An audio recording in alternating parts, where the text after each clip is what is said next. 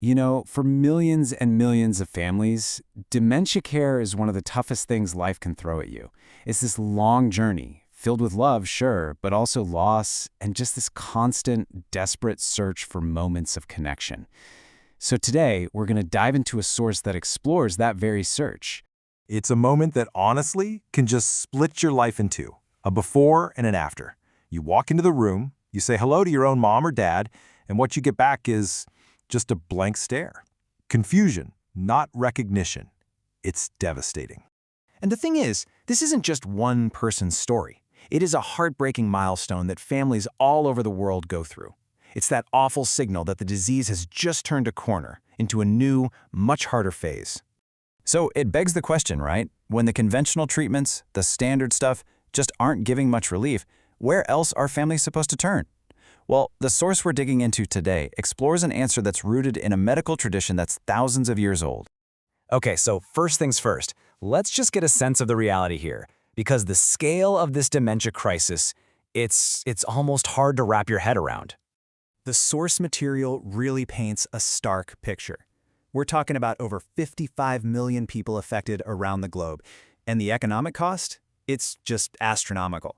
More than $818 billion every single year. These aren't just numbers on a chart. They represent just an immense amount of personal and societal struggle.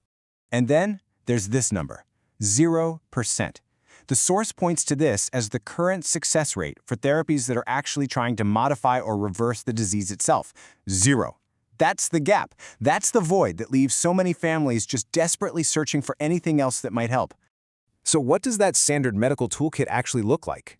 Well, the source we're looking at describes it as a system that often treats different organs and different symptoms totally separately, in isolation.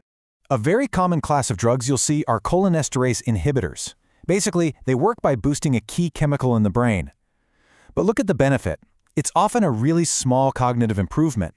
We're talking just 2 to 4 points on a 70-point scale. And the source makes this crucial point. These drugs don't actually change the course of the disease. Plus, up to a third of patients get hit with pretty significant side effects like nausea and loss of appetite. And this right here is a perfect example of what the source calls that single organ idea. A patient might be seeing a neurologist for their brain, a urologist for bladder problems, a sleep doctor for insomnia, each one treating their own little piece of the puzzle. This can lead to a whole handful of prescriptions and a really fragmented approach to care, one that might be missing the connections between all these symptoms. Okay, so now let's pivot. Let's look at the alternative framework that's presented in this source and see how it builds a completely different picture. This one is based on traditional Chinese medicine, or TCM. At the very heart of this different approach is something called the kidney-brain axis. Now, this is super important. In TCM, when they say kidney, they're not just talking about the organ. They mean a whole energy system. And this system is said to store this vital substance called essence, which in turn generates marrow that nourishes the brain. So from this viewpoint, things like cognition, bladder control, sleep, they're not separate issues. They're all connected to this one single root. And here's how that plays out. It's like a cascade effect. According to this framework, as that core essence gets depleted, either through age or illness, you start to see this whole cluster of symptoms pop up. The brain feels that shortage of marrow, and you get cognitive decline. Bladder control starts to weaken. Sleep gets all choppy and fragmented, and the body's overall energy just fades. It's one root causing many different branches to wither. So, the big question is, how do you turn this idea, this framework, into a practical therapy? The source gets into the details of an approach using an external herbal pouch. And this is where it gets really practical, especially if you've ever cared for someone with dementia. Trying to get them to swallow pills can be a huge daily struggle. This external pouch, though, gets applied by a caregiver right to the navel, so there's no swallowing involved, and it bypasses the digestive system entirely, which means you avoid all that potential stomach upset. This table from the source really lays it all out side by side. On the left, you've got the herbal pouch, which it says works by nourishing that kidney-brain axis. On the right, you have the conventional drugs that target specific chemicals in the brain.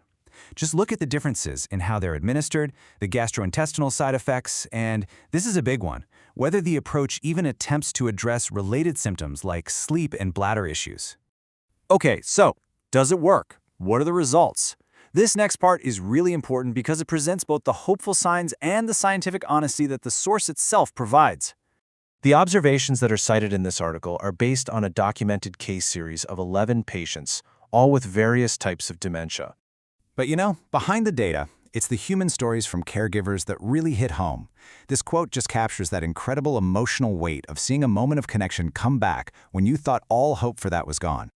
So the source summarizes this pattern of improvements that people reported. Often, better sleep and less nighttime urination happened first. Then, that was followed by more energy, better mobility, and for some, the return of those incredibly precious moments of recognition. And, importantly, all of this with no reported side effects. Now, we have to be perfectly clear about this, and the source itself is very upfront about the scientific limitations here. This was what's called a retrospective case series. It was not a huge, randomized controlled trial. There was no control group to compare against. So the findings are described as preliminary. This is not definitive proof. And that really leaves us with this final, massive question. When you're facing a devastating disease like dementia, where clear-cut cures are still out of reach, what is the proper role for complementary approaches like this? It's a question about how we balance the need for rigorous, scientific proof against the immediate, urgent needs of families who are just looking for any way to improve quality of life, to find a few more good moments.